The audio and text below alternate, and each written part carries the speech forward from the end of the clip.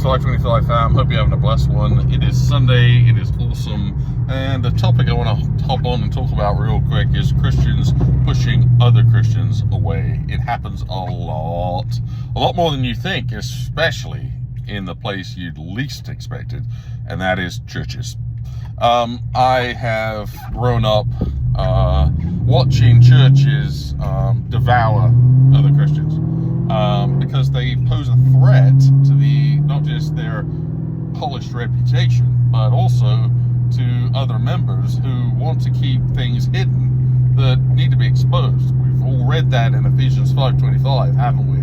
So you can say, well, they're a threat to this congregation.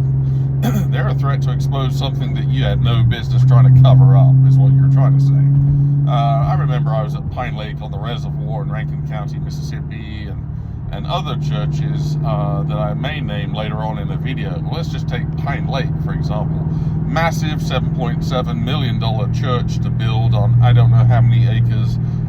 Massive building. It would be something that you would expect from like Bethel kind of thing. It is considered a mega church, but it's not like a Joel Osteen church, if that makes sense. And don't get me wrong. Hold on, I got a Mississippi State Trooper coming up on me, and I don't want to seem like I'm on my phone because he'll nail me for that. There he goes. Okay, good. That would be good, wouldn't it?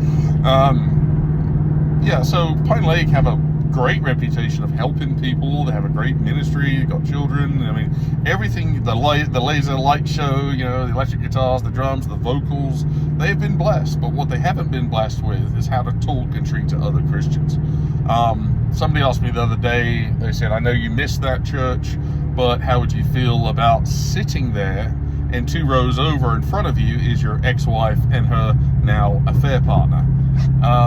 And I said, well, I've forgiven them both, and certainly her, and so it wouldn't be a problem. But she said, yeah, but James, you're not, you are understanding me. I said, well, of course I understand what you're saying. How would it affect my worship? How would that affect me again? Would it bring back trigger trauma?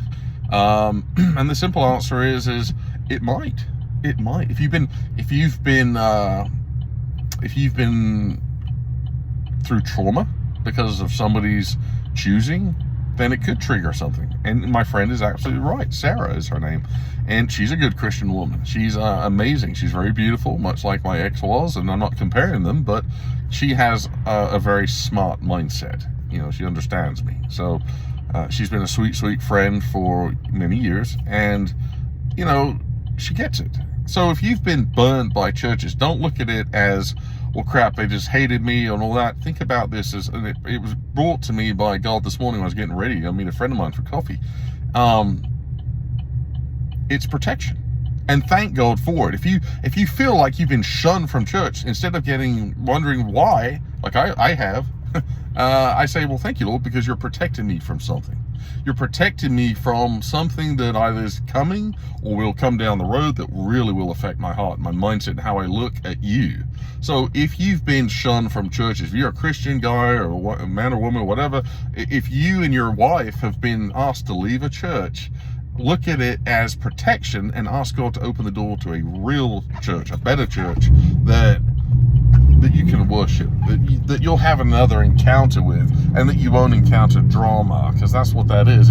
It's like a Steve Wilkos, Jerry Springer version of church, and nobody needs that. Nobody deserves that. Church is a hospital. We need to go there to get help. If we're struggling, we're dealing with something, not to be judged and tossed out like a piece of trash. Anyway, that's what I have for you today. I love you and the Lord loves you. This is James with Ephesians 5:25 Ministries. Have a blessed one, everybody.